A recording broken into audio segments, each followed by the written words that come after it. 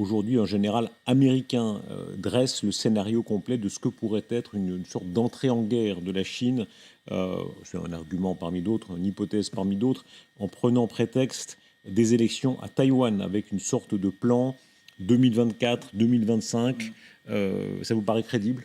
Alors, c'est un général américain, le chef d'état-major de l'armée de l'air, je crois, qui a fait ce scénario en estimant qu'il y avait une fenêtre d'ouverture qui s'ouvrait pour les Chinois avec l'élection taïwanaise. Et le favori est sans doute le vice-président actuel, qui a des positions un petit peu plus indépendantistes que la présidente actuelle. Donc, ça pourrait servir de prétexte à une réaction, une riposte chinoise. Et ensuite, l'élection américaine. Et selon la manière dont l'élection américaine pouvait évoluer, c'est-à-dire est-ce que ça va vers un isolationniste ou vers un Biden bis, que ce soit lui ou quelqu'un qui adopte sa posture, ça change évidemment le cadre d'une possible intervention. Moi, ça ne me semble pas très crédible, pour être très, très honnête.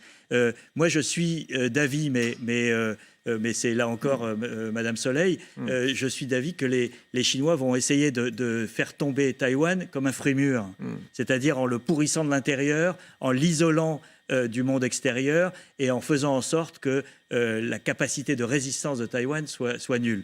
Les Chinois sont les adeptes de Sun Tzu qui disait que les meilleures batailles, les meilleures victoires étaient celles qu'on gagnait sans mener bataille.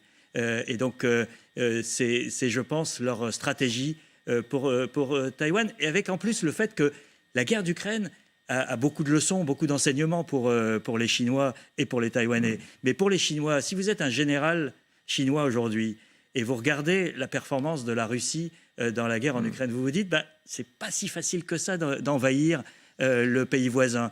Si vous êtes Xi Jinping, vous vous dites, si les Américains rentrent dans le jeu comme ils l'ont fait en Ukraine, la guerre sera beaucoup plus compliquée que ce qu'on avait prévu. Et donc, pour toutes ces raisons, la Chine, qui a pas mal de problèmes en ce moment, notamment économiques, après cette période du Covid et du durcissement aussi idéologique de Xi Jinping, la Chine n'a pas forcément intérêt à perturber de manière aussi colossale l'économie mondiale en attaquant Taïwan. Ce n'est pas forcément son intérêt, mais on disait ça sur Poutine aussi, donc je reste prudent. Dans ce jeu mondial, de quel œil regardez-vous Joe Biden et les États-Unis? On voit à chaque fois qu'ils donnent le ton dans les événements des derniers jours et semaines, sur les chars, on attend qu'ils donnent le signal pour les Abrams pour aller au Léopard. Sur les avions, les F-16 qui donnent en quelque sorte le go pour les autres avions qui pourraient suivre.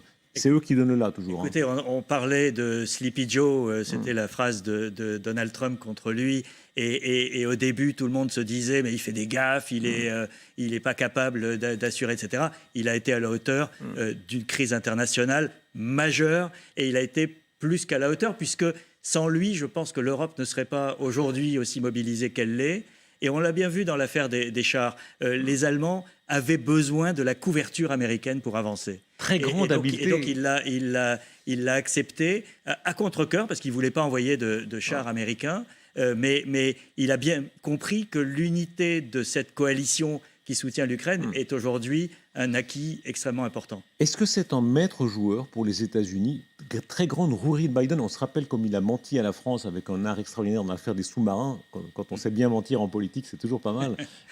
Cet art du vieux politicien madré qui a tout vu, très habile en politique intérieure, il a quand même limité la casse, et extérieure.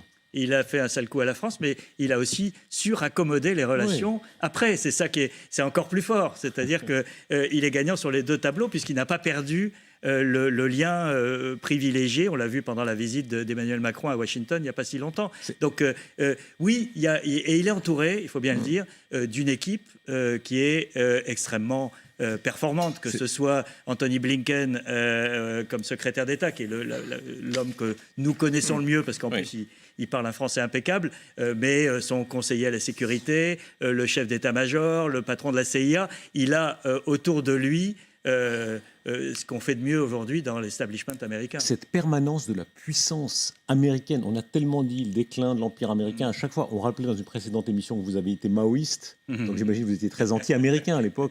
Oui, comme tous les Français entre nous.